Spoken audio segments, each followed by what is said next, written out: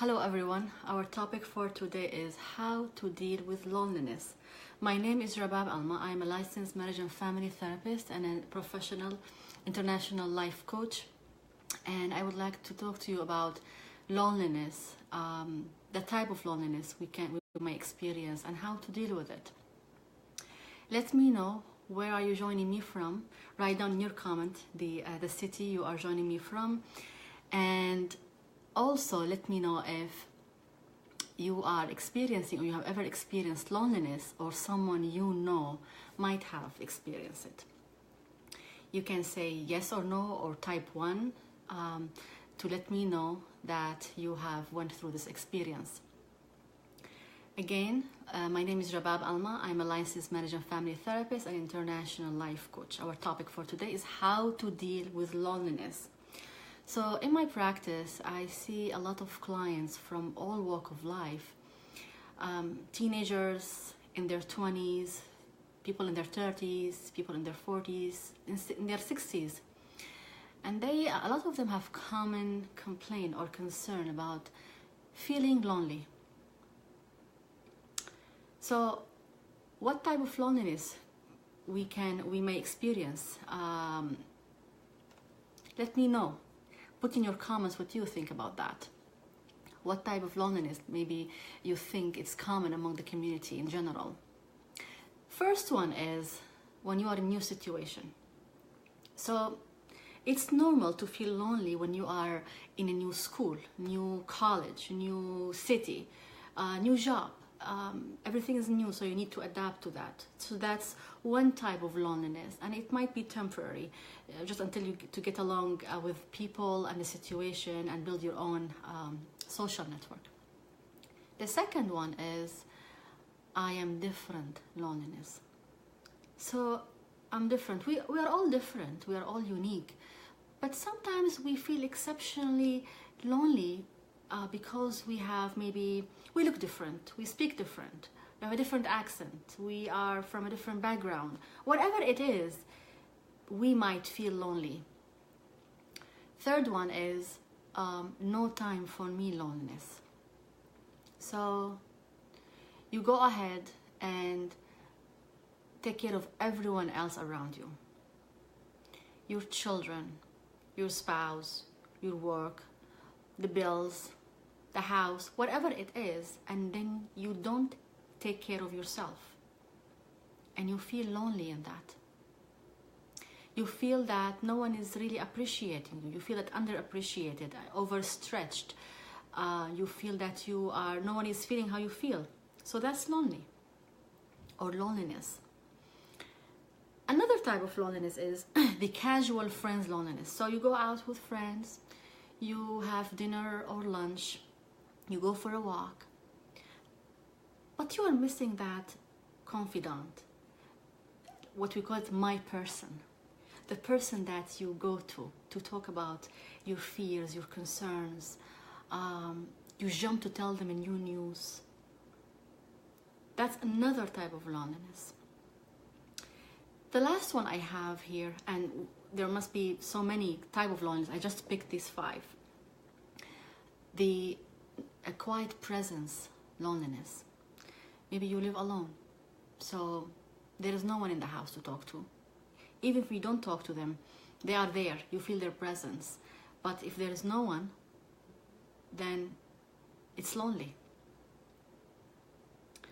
And instead of really going deep into this loneliness, we need to know how to deal with it. We need to know how to manage it. So I'm suggesting here some ways or some things to do to manage your loneliness.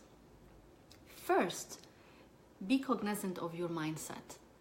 So are you being overprotective, or maybe thinking a lot outward instead of inward? You are being so worried about what people think, or you're so scared or insecure yourself and thinking of it inward, so you are looking outward.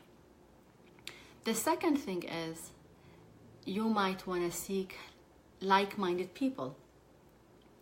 So You like to politics. You talk about politics. You like, for instance, talking about reading a book, or talking about deep subjects. You might want to look for people who are like-minded. So like this, people who like the same things, people who enjoy the same things. So you can feel that joy when speaking with them. It's amazing when we are able to sit with someone and they can really get you.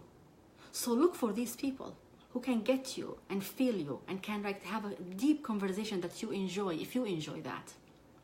Wa alaikum salam Golmaki, thank you for joining me. Wa alaikum salam Lama, thank you for joining me.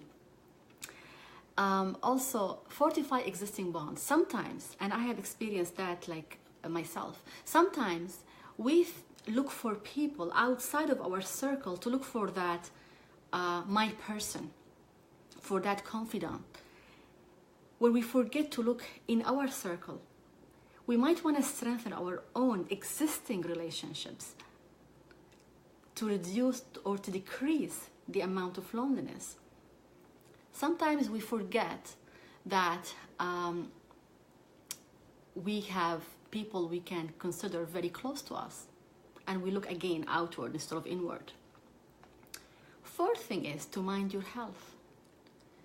Exercise, eat healthy, and maybe also try to think of maybe having some blood tests. I'm not a doctor, so I'm not a medical doctor, but sometimes if we lack certain minerals or vitamins in our body, it can affect our mood and the way we feel, like it happened with me personally. Like, for instance, vitamin D is important. Again, I'm not a medical doctor, so you might want to check with your doctor, but I'm just suggesting that this can have an impact on how you feel and how you think about yourself.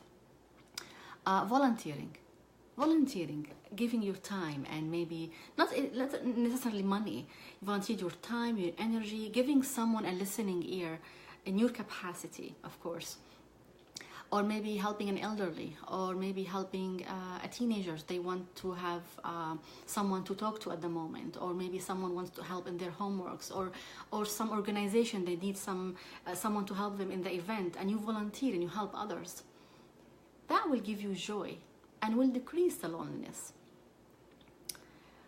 One important thing is technology. Technology is amazing. Having, to be able to connect with people all over the world and to send messages, talk to them is important, seeing what's happening.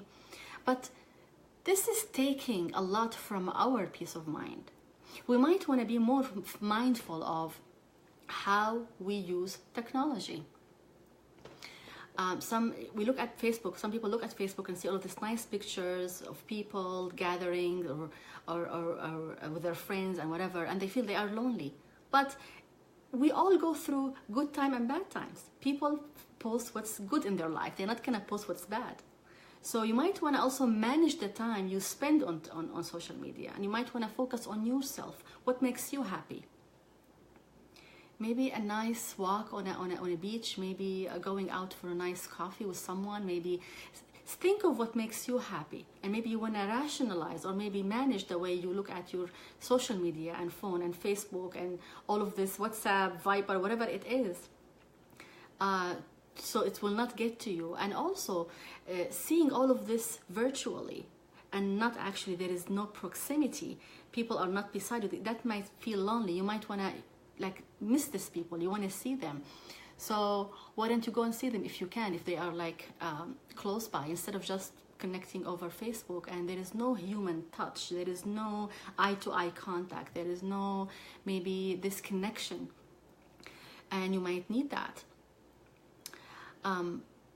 Also seek community resources. So you might want to go to your organizations in your community, maybe libraries, maybe your spiritual place that you go to. Maybe how about starting your own group? I was talking to presenting at Drexel University with a wonderful group of youth last Sunday, and we were talking about creating your own group, a support group. And one of the audience, he is a young man, he said that they created this support group for this high schoolers.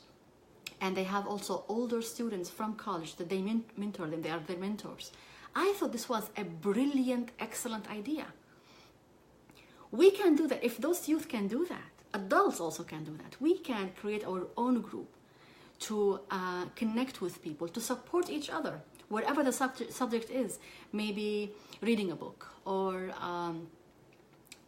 some people like knitting, whatever it is, maybe painting, maybe coloring, or maybe inventing something, whatever it is, or maybe going out for an exercise, whatever it is that makes you feel connected and decrease the loneliness. Lastly, consider professional help.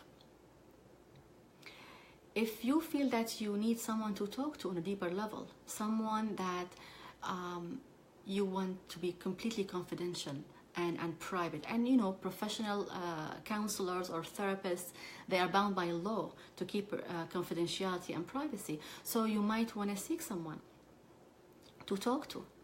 And we want to also start think about that, because we have this stereotype in our community about I'm not crazy, I'm not going to go to a therapist. Going to a therapist and to a counselor is not because you're crazy, because actually you're so mature and you want to be so in touch with your feelings, and you want someone who can understand that depth. It's actually so special and so mature and so responsible, and it's a sign of growth that you want to seek someone professional to talk to about what's going on in your life, because you want a professional, different perspective. And we all need that at a certain point in our lives. Something else I will add to that: gardening, touching the soil with your hands and your feet. That can be very therapeutic and actually can reduce loneliness. It works for a lot of people. So you might want to customize the way, your own way, to deal with loneliness.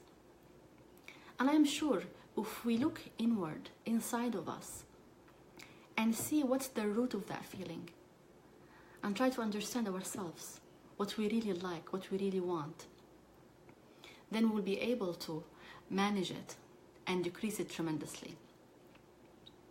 I hope you enjoyed this video. If you like it, please hit like, share it, and I will post in the comments a link to my website and a link to my YouTube. You can subscribe to it. Thank you for joining me, and I wish you a wonderful evening.